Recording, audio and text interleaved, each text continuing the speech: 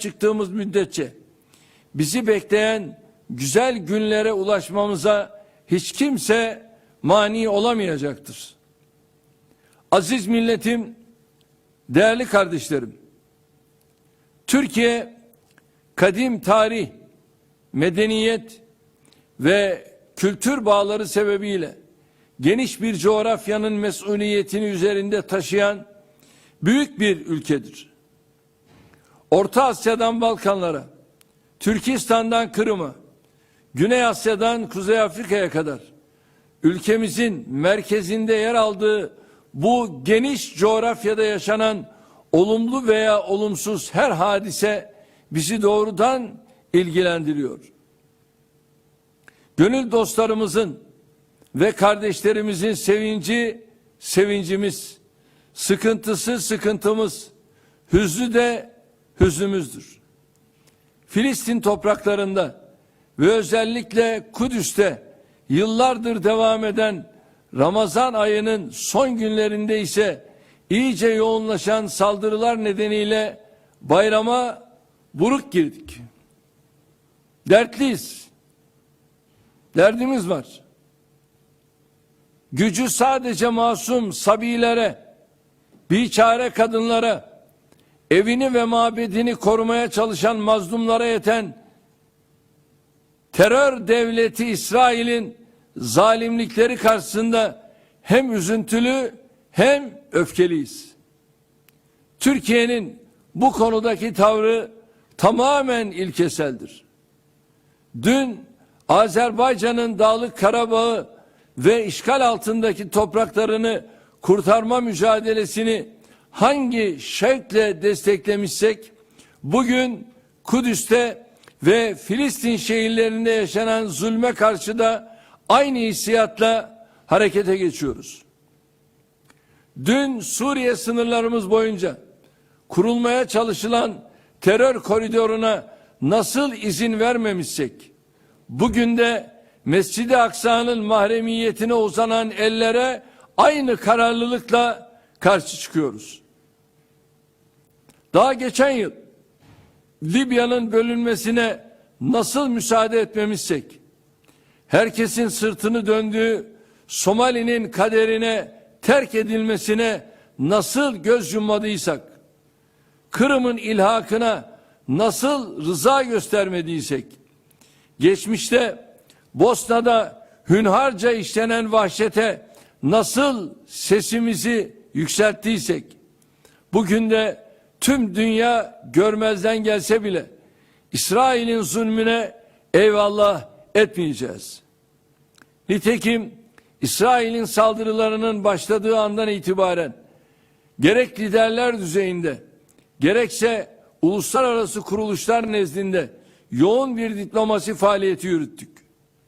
Şimdiye kadar 19 ülkenin devlet ve hükümet başkanıyla telefon görüşmesi gerçekleştirdim. Kendileriyle hem bayramlaştık hem de Kudüs'te ve diğer Filistin şehirlerinde yaşanan hadiseler konusundaki endişelerimizi paylaştık. Kısacası bir diplomasi yürüttük. Muhataplarımızla benzer hissiyatları paylaştığımızı gördük. Bununla birlikte genel olarak uluslararası toplumun bu konudaki duyarsızlığından üzüntü duyuyoruz.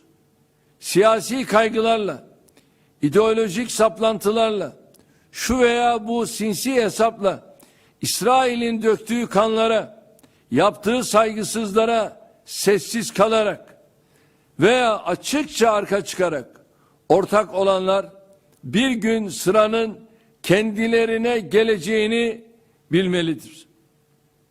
Eğer İsrail'in Filistin'de ve bilhassa Kudüs'te sergilediği saldırganlığı derhal durdurmazsak, yarın herkes kendini bu vahşi zihniyetin hedefinde bulacaktır.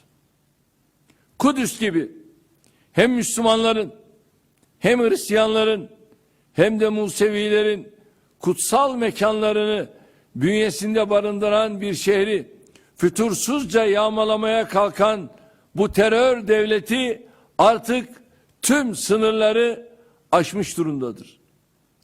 3 dinin mukaddeslerine ev sahipliği yapmasının ötesinde Kudüs tüm insanlığın ortak mirasıdır. İşte bunun için Kudüs tüm dünyadır. Oradaki Müslümanlar da tüm insanlıktır diyoruz. İsrail'in Filistin şehirlerinde ve Kudüs'e sergilediği saldırganlığa karşı çıkmak insanlığın tamamının namus borcudur. Tarih boyunca bu topraklarda dökülen kanların ve yaşanan acıların dalga dalga tüm dünyayı içine çektiği görülmüştür. 3. bin yıla yeni adım attığımız şu dönemde dünyanın bir kez daha aynı kabusu yaşamasını istemiyoruz. Bunun için hangi inançtan, hangi kökenden, hangi meşrepten olursa olsun herkesi, her devleti, her kurumu bir an önce harekete geçmeye davet ediyoruz. Birleşmiş Milletler Güvenlik Konseyi'nin genel kurulda alınan kararlara uygun şekilde süratle Kudüs'te barışı ve huzuru sağlayacak adımları atması şarttır. İslam İşbirliği Teşkilatı da derhal somut ve etkin bir tutum almazsa kendi varlığını inkar etmiş olacaktır. Türkiye olarak Birleşmiş Milletler bünyesinde bu doğrultuda başlatılacak her girişime aktif destek vermeye, barış için sorumluluk üstlenmeye ve fedakarlık yapmaya hazırız. Bir kez daha altını çizerek ifade etmek isterim ki her ne yapacaksa derhal yapılmalıdır. Aksi takdirde ortaya çıkacak tablonun vahim sonuçlarıyla yüzleşilmesi kaçınılmazdır. Bu duygularla bir kez daha Ramazan bayramınızı tebrik ediyorum. Kudüs'te ve Filistin şehirlerinde tüm ümmetin ve insanlığın şerefini kurtarma mücadelesi veren her bir kardeşimi gönülden selamlıyor, kıyamlarının mübarek olmasını diliyorum.